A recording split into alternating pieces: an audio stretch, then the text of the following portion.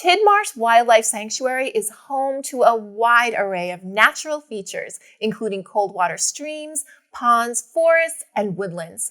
We went on the local scene to learn about how Mass Audubon, scientists, and state agencies came together to transform this former cranberry farm into an ecological paradise. I joined Mass Audubon 3 years ago as the new president of the organization.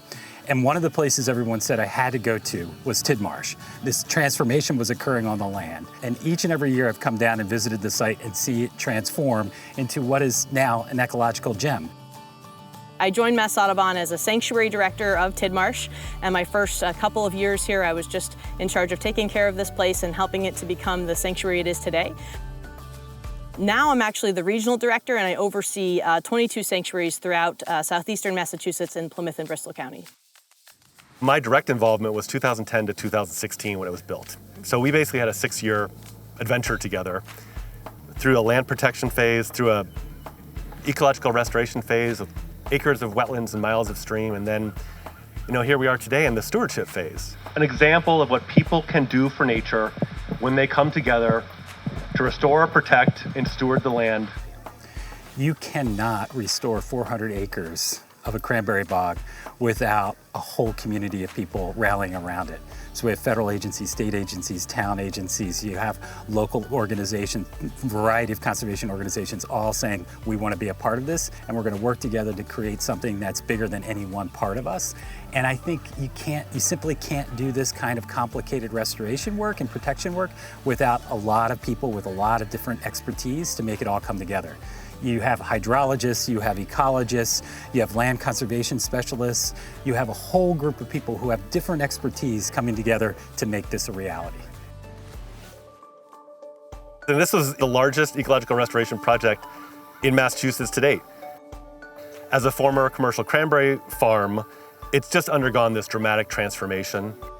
So the ocean's only about a mile downstream. If we went down and got in a kayak, you could come right out by Whitehorse Beach. And if we went the other direction and went up into the far tree line, this river actually starts in a little spring that comes out of a sphagnum moss patch. So you have the whole river here within, let's say, a couple mile reach. So it flows from a sphagnum moss patch all the way down to the ocean. By removing all the dams as part of this project, now fish can swim up from the ocean and get here. Anything that's living here can migrate that way. With the Town of Plymouth project in the Foothills Preserve, things can take a detour and go up that cold water stream and go explore that habitat as well now. So the connectivity is really a critical piece when we're thinking about ecological restoration. It lets organisms, energy, and materials move around freely on the landscape, and that's really how the land starts taking care of itself. This space is so important because it does a lot in terms of stormwater retention. It will be very important as seas rise so that there's a place for all of our plants and animals to go, and also as a space for people to have, these nature-based solutions, properties that are actually going to absorb impacts of sea level rise so that this absorbs it instead of our homes. That's really important. Not to mention just to be able to get outside in the face of all of that. Ecosystems we know are very, very healing. I think COVID showed us that more than ever, that we need places like this to get outside and heal. So it's restorative, not just for the animals, but for us too. Mass Audubon is focused on three of the most important conservation issues of our time. One is biodiversity, 2 is climate change, and 3 is equitable access to nature. This site represents all 3 of those goals being lived each and every day. And with the addition of this quarter-mile all-persons trail, the 15th of our network, we're adding a quarter-mile of access to people who might not otherwise be able to experience this very, very special place. And so here today, we're celebrating the opening of this all-persons trail. So, this kind of is personal for me. I have a good friend right now who's confined to a wheelchair, and he would never be able to experience this place if it wasn't for this. So now I could bring him here, could show him the site, and that wasn't possible before this kind of trail is opened. Whether you're a family, who needs a place to take a stroller outside, if you're someone who is, got a visual impairment and you want to have a post and rope guide, or, you have a physical mobility challenge that you want to be able to get outside, like access needs to be available to everyone, regardless of what you need. We want to have a space for everyone to be able to get outside and to enjoy nature and to learn and have that same experience. And so, to me, it's very important that we're providing this here and, across all of our Mass Audubon sanctuaries.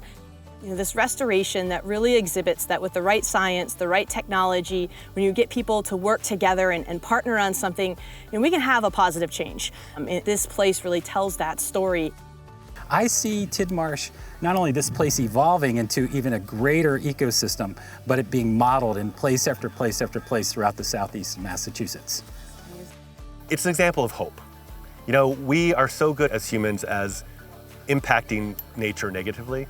So this is just a great example of people coming together and doing something permanently good for the land, for today and tomorrow. To learn more about Mass Audubon, visit massaudubon.org.